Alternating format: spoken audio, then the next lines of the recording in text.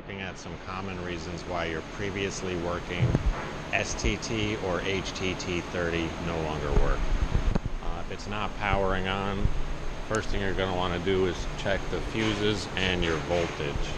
On the sticker back here, it will give you a rating. This machine is 120 volts AC. Most of them are.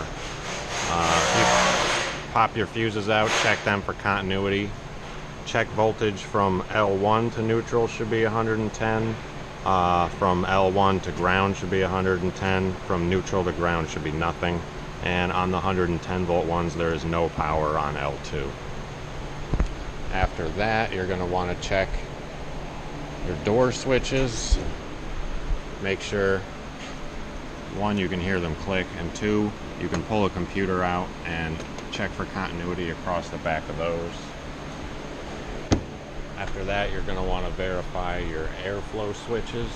If the machine's powering on, you can start it and it spins, but it won't fire. The most common problem is the airflow switch here. It should, as soon as the drum starts turning, shut all the way. If it's not, you're either not getting enough airflow, like you have a blockage in the pipe somewhere, or the switch is too stiff or something happened there. One, check the switch for ohms across the back, make sure you're getting 0. 2, if it's not moving properly there, you may have to replace the plate and the linkage. After that, you're going to want to check your thermistors. You have one here, pull one wire off it and make sure you're getting 0 ohms of resistance. And you have another one under this cover here, you're going to want to do the same thing.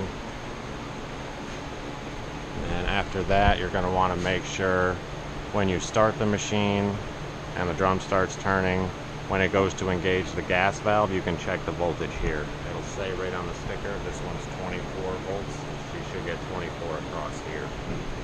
You should also hear a buzzing from the igniter. If you move this plate, you can see it through this window. It should look like a taser.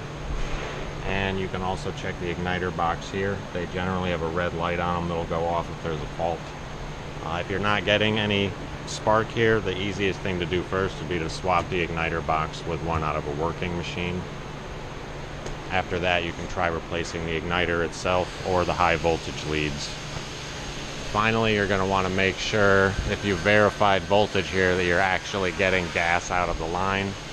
You can pull the valve back and either put your finger across it or soapy water on it and see if you get any bubbles. But those are the most common problems we see with these machines.